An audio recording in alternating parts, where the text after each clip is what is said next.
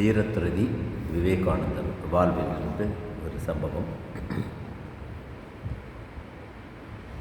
புத்தக நேசர். விவேகானந்தருக்கு புத்தகம் படிக்கிறதுன்னா ரொம்ப விருப்பம். ஒரு புக் எடுத்தாருன்னா ஆழ்ந்து படிப்பார். அதில் இருக்கிற எல்லா விஷயங்களும் அவர் மைண்டில் சேர்ந்துடும். அவருக்கு அற்புதமான அபாரமான நினைவாற்றல் அவர்கிட்ட இருந்துச்சு. அவர் வரி வரியாக படிக்க மாட்டார், பேராகிராஃப் மாதிரி படிப்பார். ஒவ்வொரு பேராகிராஃப்னு அப்படியே மைண்டில் இதாகிடும்.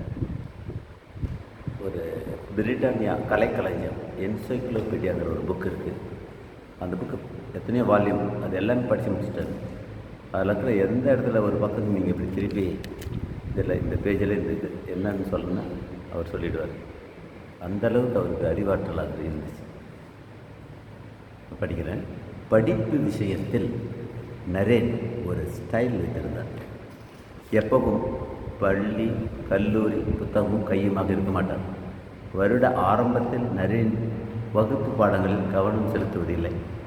அந்த நேரத்தில் வாழ்க்கை வரலாறு, சமூக மாற்றம் போன்ற மற்ற புத்தகங்களை படிப்பதிலேயே செலவிடுவார்.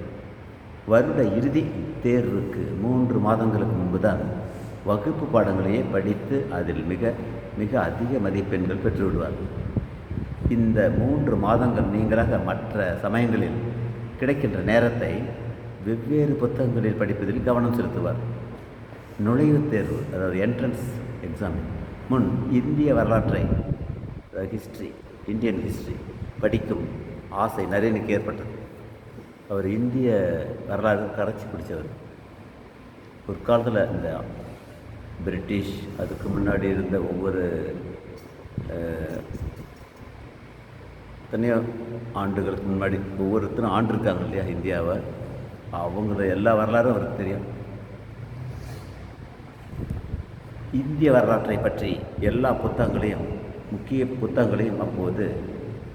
முக்கியமான புத்தகங்களை அப்போது படித்து முடித்தார். அவர் FA ஃபர்ஸ்ட் ஆர்ட்ஸ் படித்து கொண்டிருந்த போது ஆங்கிலத்தில் எழுதப்பட்ட தர்க்க சாஸ்திர நூல்கள் அனைத்தையும் ஒவ்வொன்றாக எடுத்து படித்து முடித்துவிட்டார்.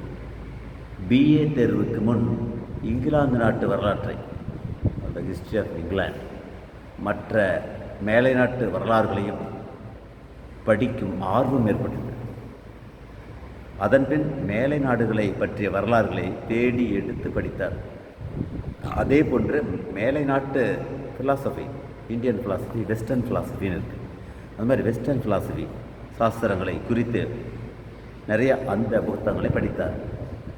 வரி வரியாக படிக்காமலேயே கருத்தை புரிந்து கொள்ளும் அசாதாரண ஆற்றல் நரேனிடம் இருந்தது.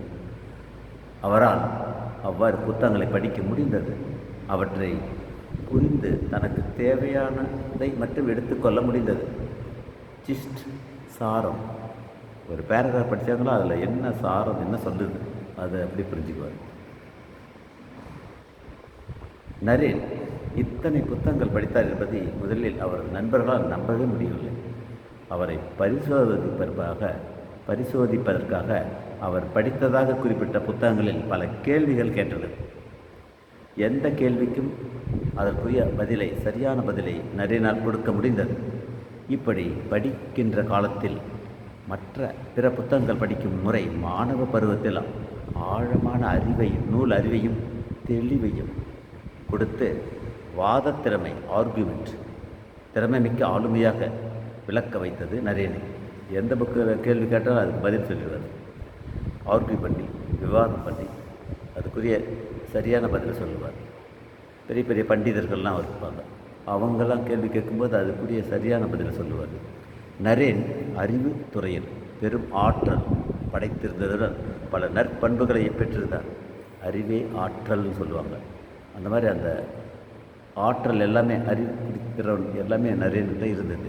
தனது இளம் பருவத்திலேயே மிகுந்த சமயோதிய புத்தியுடையவராகவும், நெஞ்சில் துணிவும் நேர்மையும் திறனும் தன்னம்பிக்கையும் ஃபெய்த் மிக்கவராக விளங்கினார்.